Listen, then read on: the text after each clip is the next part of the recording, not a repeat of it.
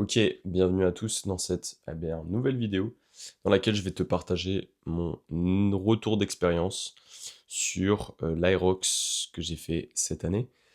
Alors, il y a quelques mois maintenant, j'ai participé à mon premier Aerox, un Aerox en Open en duo. J'ai eu 30 jours de préparation, 30 jours pour reprendre progressivement la course à pied, pour être affûté, pour maîtriser les stations. C'est une préparation qui s'est faite sur le court terme et je recommande pas du tout de le faire. Je recommande pas du tout de le faire. Si je l'ai fait, c'est parce que j'ai un gros bagage sportif. Mais quand je dis gros bagage sportif, c'est un bagage de préparation physique, de force. D'ailleurs, on a terminé premier au sled pull, vu que on était très fort sur tout ce qui est traction, curl biceps, tout ce qui est exercice de tirage de manière générale. Et les exercices de poussée, on en parlera peut-être plus tard. Voilà, alors on a préparé ça en 30 jours, mais on avait quand même un bagage musculaire euh, et un bagage d'endurance qui était bien développé, bien au-delà de la majorité des gens qui se lancent dans des Aerox aujourd'hui. Alors, que tu sois pratiquant débutant, intermédiaire ou avancé, même si tu as avancé, cette vidéo ne s'adresse pas à toi directement.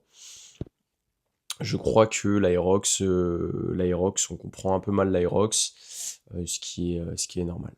Ce qui est normal parce que c'est pas si évident que ça en réalité. Même si on décompose l'Aerox, on se rend compte qu'en fait, il y a 8 kilomètres de course à pied. Donc, si tu regardes bien, 8 kilomètres de course à pied sur des épreuves par exemple d'athlétisme, on est vraiment sur de l'endurance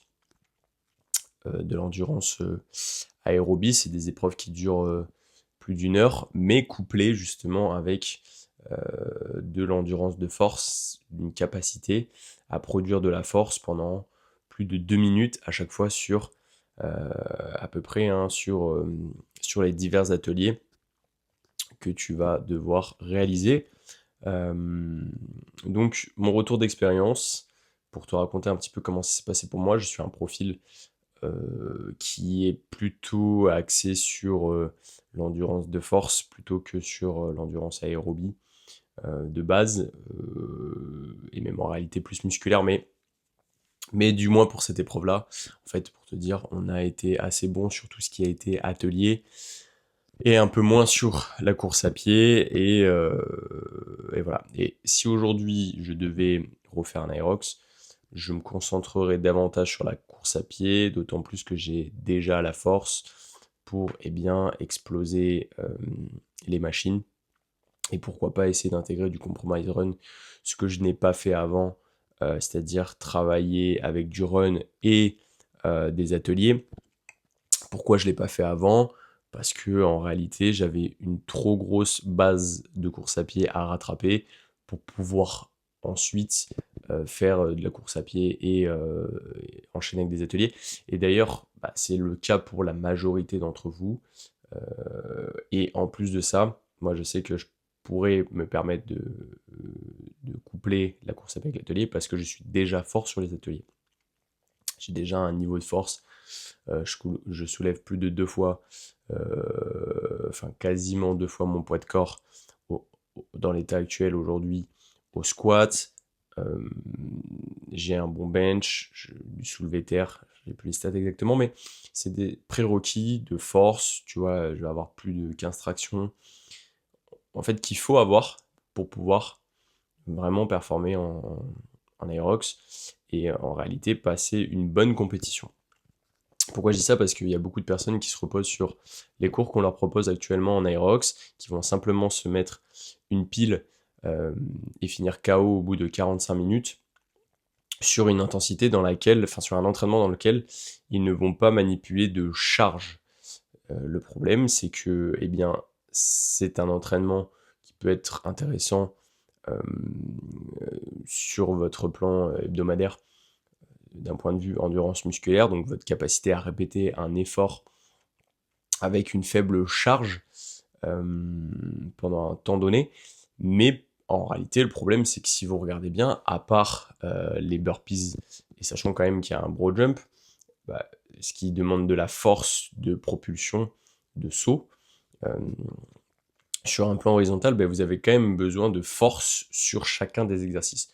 Déjà pour pouvoir être performant sur l'exercice, et en plus bah, pouvoir, euh, pour pouvoir simplement soutenir, enfin que votre corps soit adapté à la contrainte de l'exercice. Notamment par exemple les broad jumps, qui est un exercice justement où il y a des sauts, donc il faut être capable de le faire correctement. Et même à partir du moment où il y a de la charge, il va y avoir une déformation qui va se créer. Et donc votre corps, lui, doit être prêt pour résister face à cette déformation. On voit beaucoup au ski erg les genoux qui rentrent, on voit beaucoup au rameur une mauvaise technique, une mauvaise posture, une mauvaise coordination. Au sled, on voit un manque de force. Donc ce qui fait que quand vous ramez sur les exercices, alors vous récupérez votre cardio, mais par contre, musculairement, vous allez congestionner, nerveusement, vous allez fatiguer, et puis vous allez vous frustrer. Alors, c'est pas parce que tu te mets à faire de la force, que tu mets à développer ta force, que tu vas perdre ton cardio. Donc je te conseille vraiment de quand même introduire du travail de force, d'endurance de force, donc sur des exercices assez lourds, enfin assez lourds, du moins sur des fourchettes de répétition.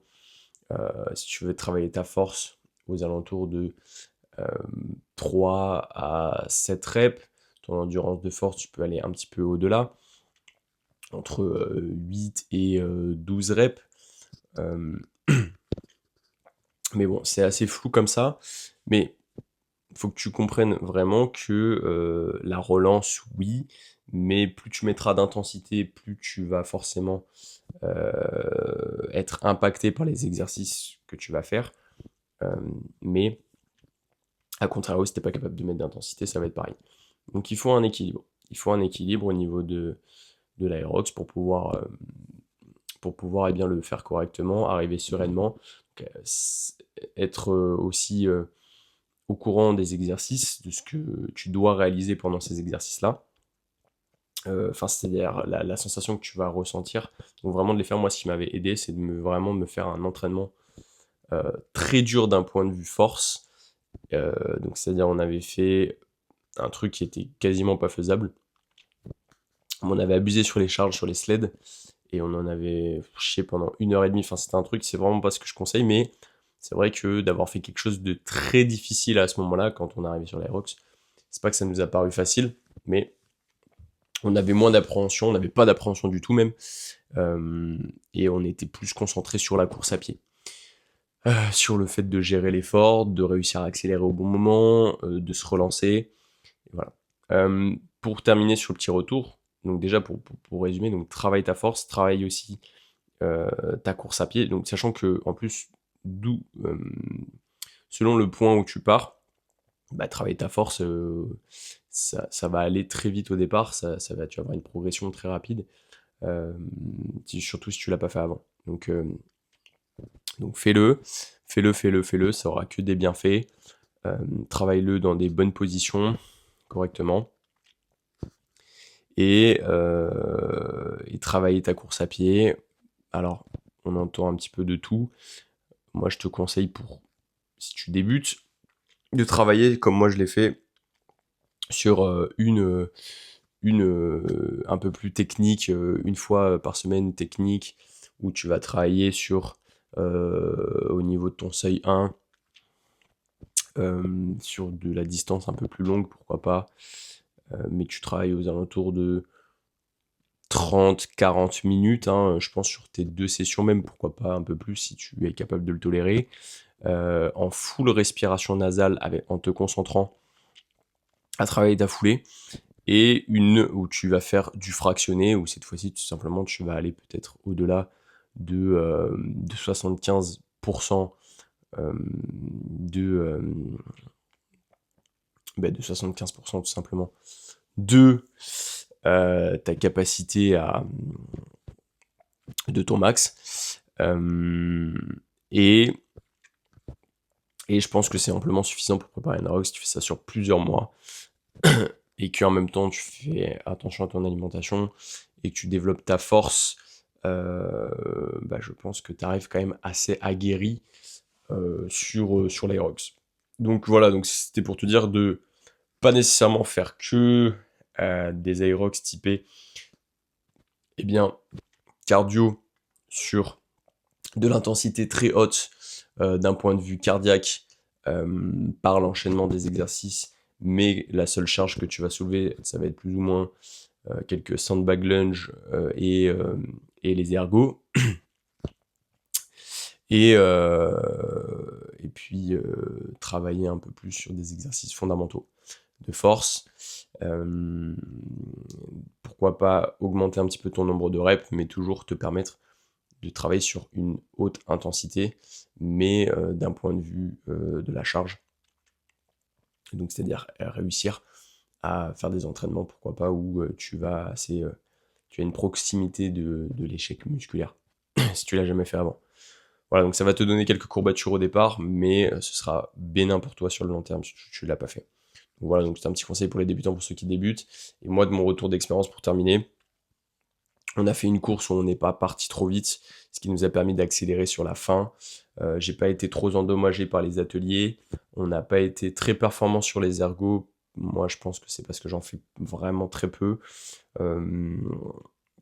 Les farmer carry m'ont surpris, pourtant j'ai l'habitude de faire des farmer carry à 40 kg, mais être capable de garder de l'intensité sur les farmer carry, ça peut surprendre. Donc les travailler quand même sous fatigue avec haute intensité et être capable de relancer derrière, je pense que c'est intéressant. Les farmer carry, on n'y pense pas souvent. Et ensuite, celui qui m'a impacté le plus personnellement, alors c'est celui aussi où j'en ai fait le plus, je crois, c'est les burpees broad jump. Burpees broad jump, ça te met une pile parce que tu crées une forte dette d'oxygène vu que tu es un petit peu la tête dans le guidon. Alors t'enchaînes, et puis là, la dette, une fois que tu dois te relancer, c'est à ce moment-là, personnellement, que j'ai senti vraiment que j'avais plus tout l'oxygène, en fait, euh, était passé dans mon système respiratoire. Enfin, était parti de mon système respiratoire. Et là, j'ai senti vraiment mes cuisses congestionnées, et j'ai eu du mal vraiment à me relancer. Voilà, donc c'est un petit retour d'expérience, quelques conseils, euh, voilà, et en espérant que ça puisse vous aider, vous guider un petit peu, vous rassurer et vous donner un peu mon avis sur le sujet pour vous aider bien tout simplement à travailler ça et évidemment une progression mesurée, euh, progressive te permettra d'arriver sereinement le jour de la compétition. Donc si jamais tu veux travailler avec moi, tu peux retrouver le lien en description. Allez, à bientôt.